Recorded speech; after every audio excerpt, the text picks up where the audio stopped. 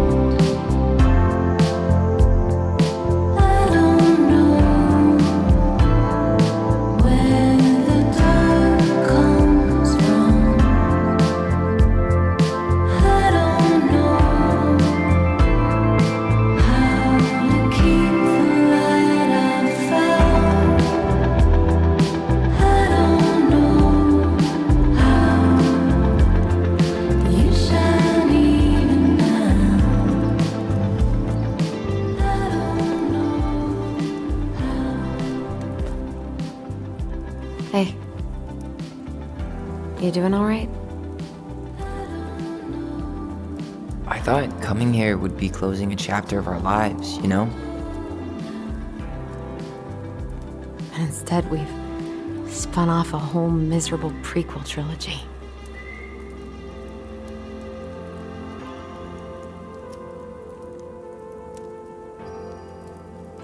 Okay. No. We're not letting ourselves do this again. Come on, up. Mind-numbing labor's a great way to forget your troubles.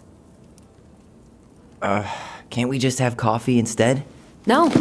On your feet, soldier.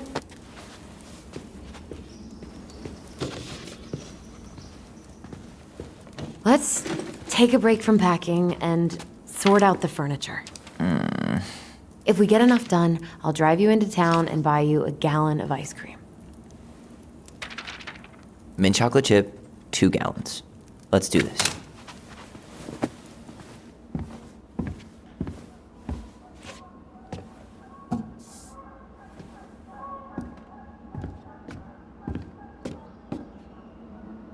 Goblin face is keep, $sign is donate or sell, and trash can is, well, trash. By the way, I cleared out most of the stuff from the bathroom this morning, but I left you the toilet. How very generous of you.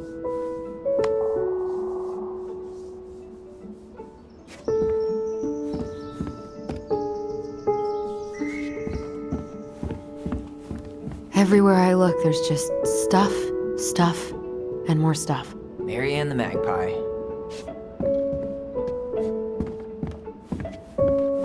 Hello, ancient broken down machines that will be the future owner's problem.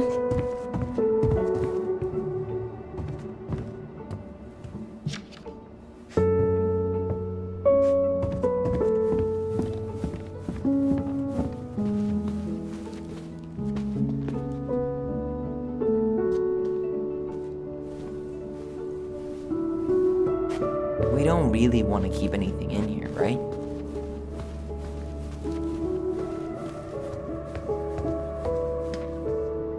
Thanks for clearing out those cabinets. Not my pleasure. Oh, ew. Ravensara. Oh, God. I can still taste it. Put it away. Ugh. Say ah. Ah. I remember cutting off shaving cream beards with these. Oh, yeah.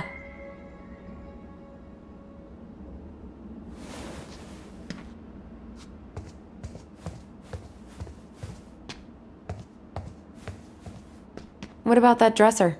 If you want your towels to rot, go for it. I choose fair enough, because it seems practical to not keep a dresser that's not in good condition, especially if it risks damaging anything stored inside. If Tyler thinks it's likely to cause towels to rot, it sounds like it might have mold or dampness issues, which aren't worth the trouble to fix for a move. Fair enough. Junkyard.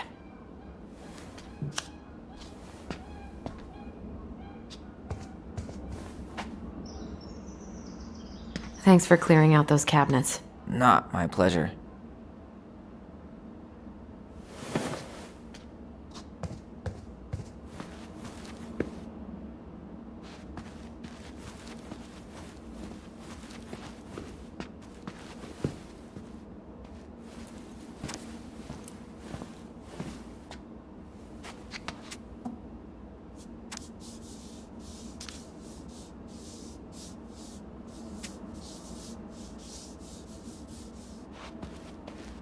Ancient appliances, you are staying here. Although, that oven looks in okay enough shape. No way. We are not moving the oven.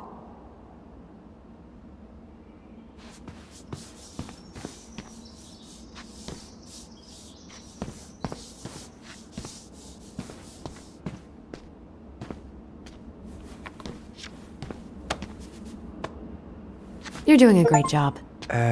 Thanks? Crummy table and wobbly chairs.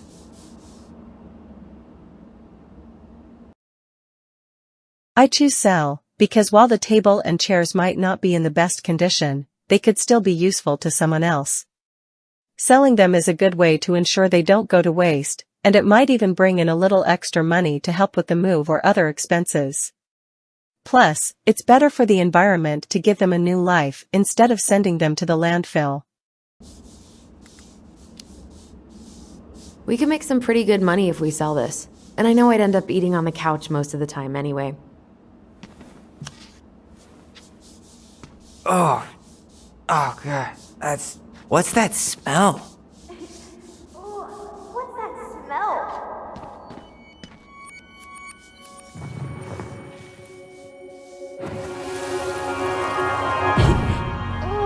What's that smell? Smells like delicious garbage.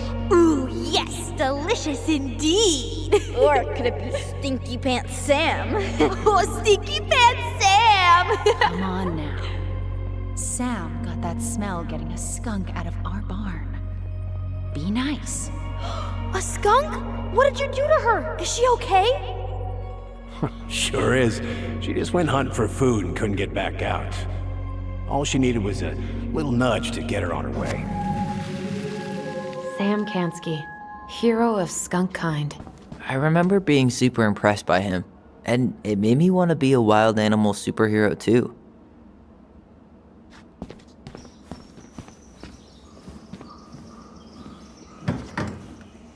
You hungry? We have a whole lot of nothing. I was hoping maybe you could make me one of those pickle and ketchup sandwiches. I choose to respond with, "Why'd you remind me?" because it reflects a light-hearted sibling interaction, emphasizing the playful and teasing nature of their relationship. This response keeps the mood light and humorous, even as they deal with the heavier task of sorting through their past and the objects that represent it. It's a way to maintain a connection through shared memories, even if they're about questionable culinary choices. Ugh, why'd you have to remind me of that? I don't know how you ate that stuff. Says the guy who used to eat peanut butter with ranch. So good.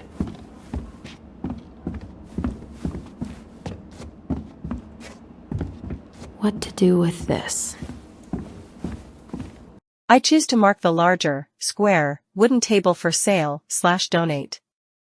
It's a practical decision. The table is still in okayish condition and could be useful to someone else, plus it might bring in some extra money or benefit another family.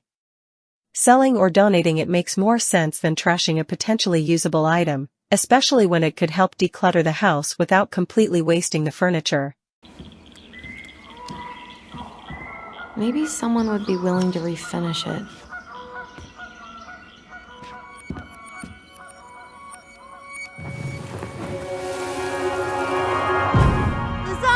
Lasagna! Finish your salad first. Thank you, Tessa. You're a lifesaver. Oh, don't worry about it. They're just leftovers from the restaurant. What about Volcano? She needs to eat her lunch too. Oh, you're quite right, love. She can have my corn. Here you go, little one.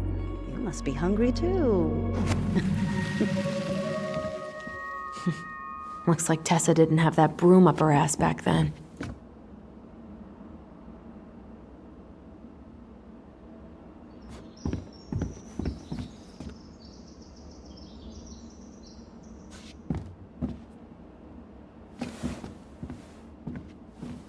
What's this doing down here? Is that gum? Ugh. I guess that was probably me.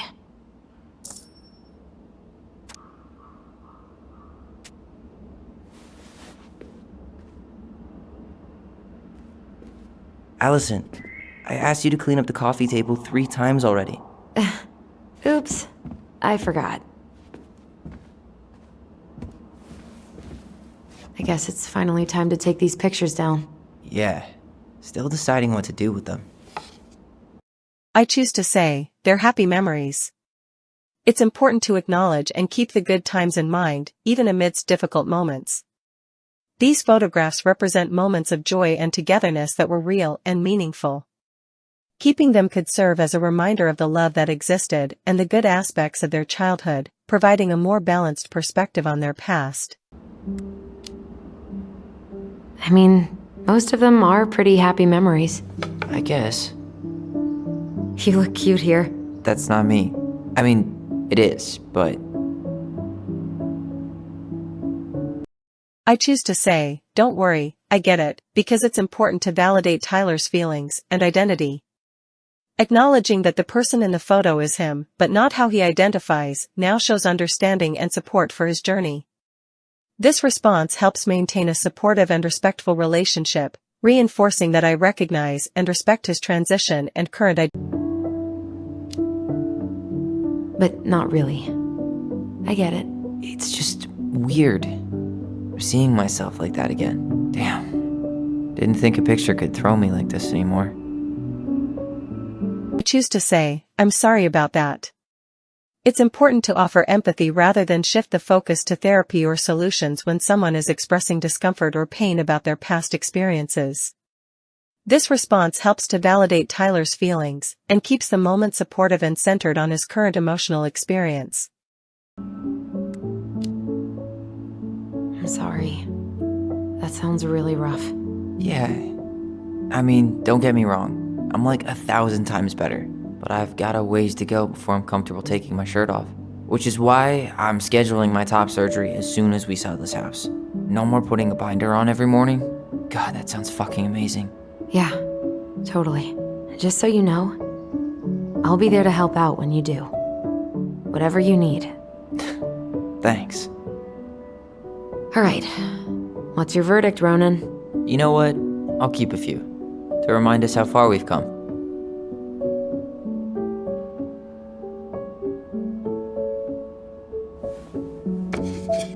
Oh man, I love this one. Why do I look so pissed? I remember loving this. Maybe because Marianne was sticking a camera in your face? Come on, smile, like Alyson.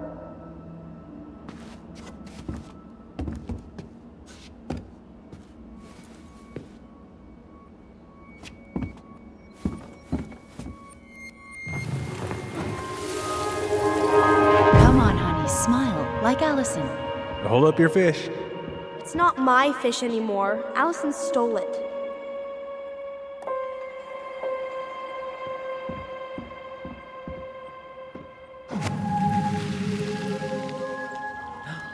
My sister, the fish thief.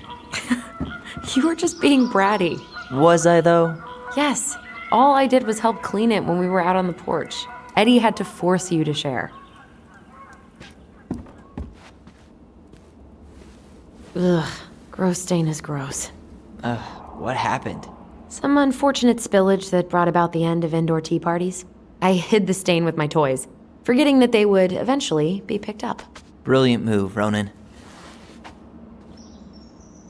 I choose to say, I was scared, because it highlights the vulnerability and innocence of childhood memories, which contrasts with the tougher moments they're revisiting. This response also adds a softer layer to the conversation, reminding Tyler of the emotional context rather than just the humorous mishap, which can deepen their shared understanding and compassion as they revisit these memories together. I was so afraid that Marianne would ground me for the rest of my life. But she didn't, right? No. I remember her saying that sufficiently adventurous play ensures that accidents will happen, and that it wasn't a big deal. But still, no more tea parties inside.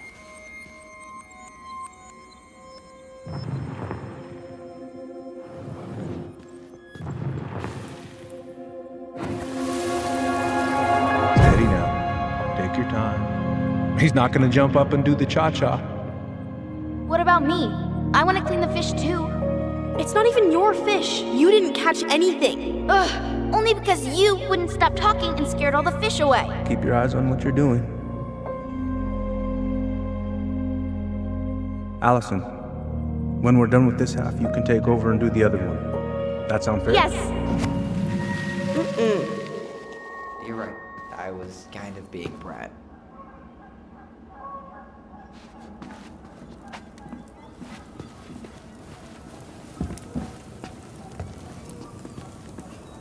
All right, I'll clean it up. Thanks. While you do that, I'll check out the furniture. I'm guessing you want to keep the coffee table?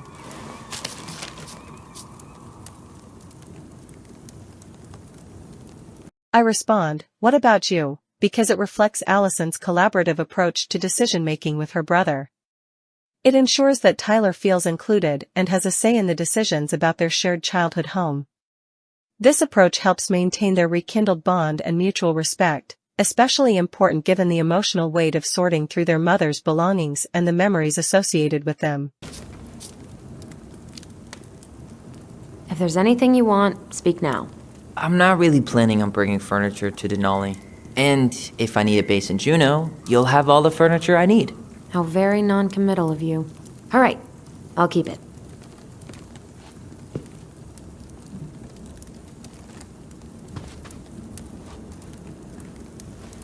I really like that armchair.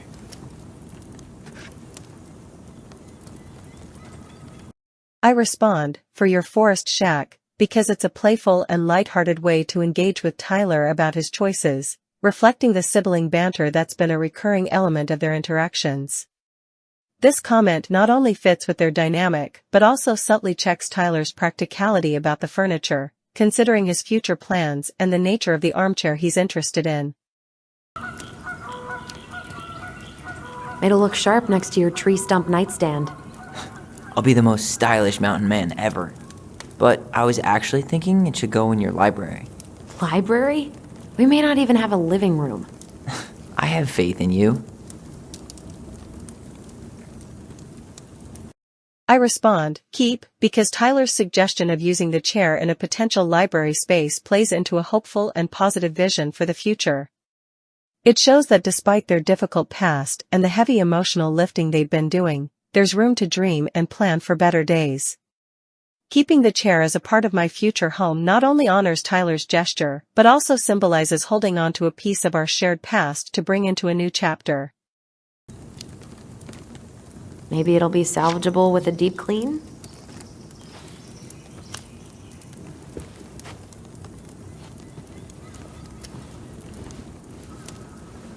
And finally, I hate to say it, but the couches get a one-way ticket to the dump. No protest here. I think I have permanent knee damage from a decade of bumping into the corner of those damn things. Well, then that's it for the living room. You are relieved from your duties.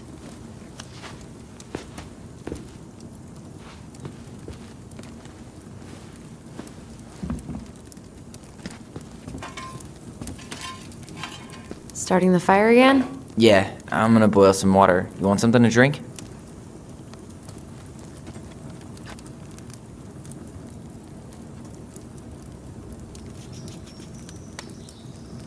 I'll have some tea, thanks. It seems like a comforting choice for a night like this, don't you think? Plus, it might help calm us down with all the memories swirling around tonight.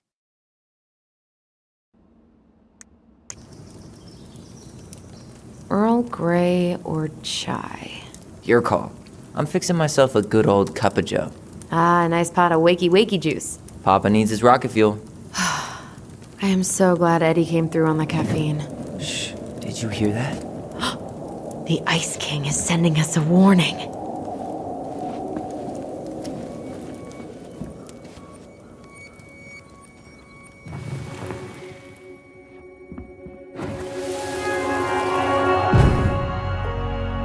For your punishment, said the Ice King, you shall be banished from the forest. And if you dare come back before the new moon, you shall feel my anger in your gut. Hear it in the wind. Whoosh! Do you think the Ice King would really react that way? He may be intimidating, but he's always fair and never mean.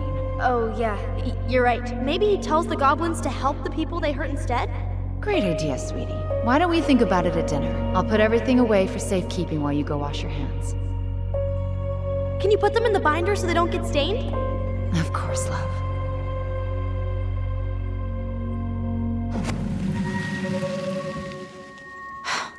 I still think my dark and twisty version was better. We put so many hours into that book. Yeah. Our binder was full of extra drawings and incomplete stories. Think they're all still in the kitchen drawer? We should go take a look. Given the length of the video so far, I think that's a good place to stop for this episode. So we'll be back next time, when we'll look for the book and work from there. In the meantime, I don't think there's anything to reflect on this episode, so It's just time to say goodnight to the viewers. So it's good night from me. And it's good night from her. Good night.